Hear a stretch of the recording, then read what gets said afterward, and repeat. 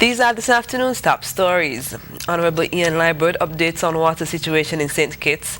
David Granger made an honorary student, and the Pope visits Fidel Castro. Good afternoon and welcome to the ZIZ Mid newscast. Today is Monday, 21st September 2015. I'm Carla Berridge. In national news, while residents of St. Kitts continue to experience water shortages as a result of low rainfall, the island's minister with responsibility for natural resources, Honorable Ian Liburd, says relief may be coming soon.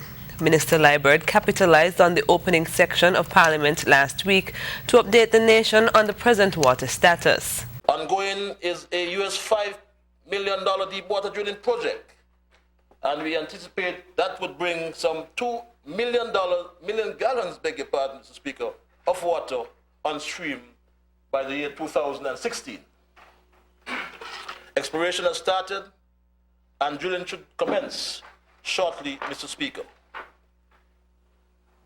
We are, as a team unity administration, committed to connecting every single home in this country to potable piped water. Minister Liburd admits that there have been many challenges as it relates to the water supply, but said such challenges were hard to avoid. And these challenges are operational in nature. We've had a very difficult year to date for St. Kitts Nevis.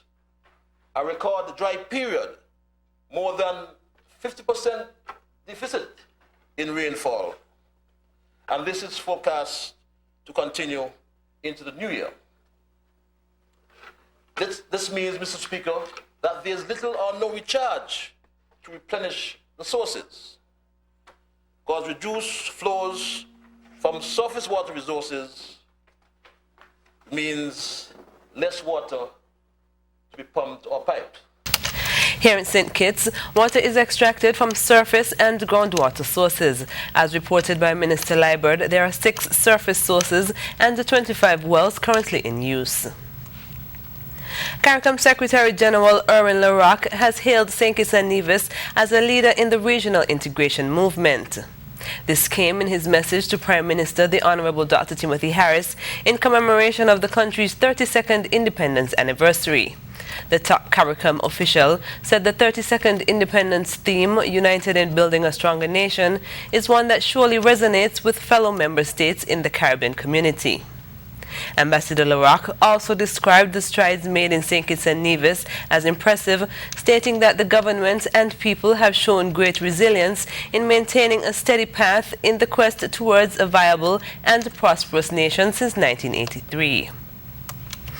The Essence of Hope Breast Cancer Foundation, in collaboration with the Insurance Company of the West Indies, ICWI, this morning officially launched its program of activities for the month of October. The highlight of this year's activities will be the annual walk-run on Saturday, 17th October. The launch came during a ceremony at the St. Kitts Marriott Resort, which got underway at 9:30 a.m. in the St. Vincent Room. Our cameras were there to capture the launch, and we will provide highlights later today from the presentations of the Foundation's president, title sponsor ICWI, and the Minister of Health. Taking a look at news on the regional scene. Guyana's head of state, David Granger, has been made an honorary student at a city school. Details in this report. Tutorial High School this morning rolled out the red carpet for President David Granger, who was conferred with the status of an honorary student by the Alumni Association. Your Excellency, it is with indeed great pleasure that I present to you this certificate of appreciation to mark the occasion of your visit here at Tutorial School. Look this way. Look at your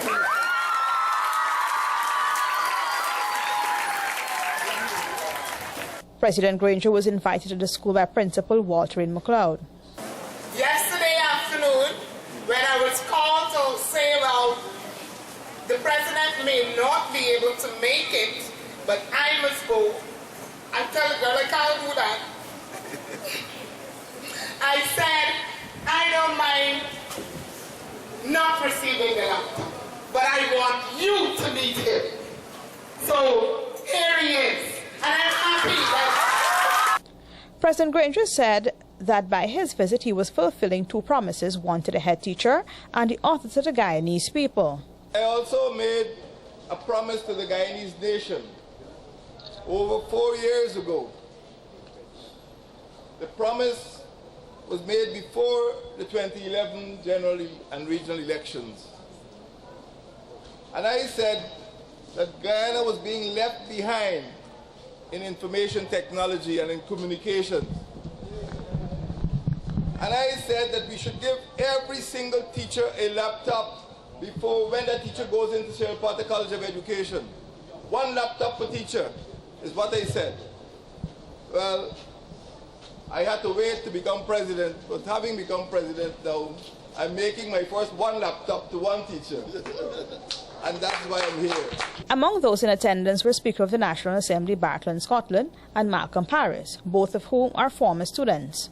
Tutorial High School was started in 1939 by 2 brothers, Joseph and Austin Castello. Reporting for Capital News, I for Wharton. One of the Bahamas' top religious leaders says a collaborative effort is needed to address the social ills impacting crime. Here's more. Of the Anglican Diocese, Right Reverend Leish Boyd says crime should not be placed at the feet of any entity, including government. With the country on pace to set a homicide record, the religious leader believes anger, hopelessness, hurt, pain, and dysfunctional families are all contributing factors, and crime can only be reduced if its root is tackled. The murder rate is not something that the government or the police can control by themselves, because a lot of the murders and indeed the crimes, they have their genesis in the anger, the relationships, the disputes of individuals whom it is difficult to reach out to control. But I believe that as a society, we need to come together, government, church, social and civic organizations, citizens, and we need to tackle the root of crime. Bishop Boyd made the clarion call for all Bahamians to rise up, band together to address these underlying issues which result in crime and other social ills. C.S. Scatterly, ZNS Network News. Internationally, Pope Francis met with Fidel Castro on Sunday in what the Vatican described as an informal familial meeting with the exchange of books and discussion about big issues facing humanity. Here's more. Religion and world affairs, not surprisingly, the 2 key talking points when Pope Francis visited Cuba's revolutionary leader Fidel Castro. They met at the 89-year-old retired president's home, and Cuban television showed gifts being exchanged in an encounter described by the Vatican as very relaxed, fraternal and friendly. Francis later held talks with Cuba's current president, 84-year-old Raul Castro, an atheist like his brother. On his first ever visit to the communist-run island, the 78-year-old pontiff also celebrated Mass for tens of thousands of people in Havana, though some dissidents were prevented from getting close to him. And he told Cuba's youth in a special rally, "If you want to go quickly, go alone, but if you want to go far, go accompanied." Latin America's first pope has been widely praised for his behind-the-scenes role in supporting negotiations that led to the restoration of diplomatic relations between Cuba and the United States in July, after 54 years. He'll fly from Cuba to Washington tomorrow.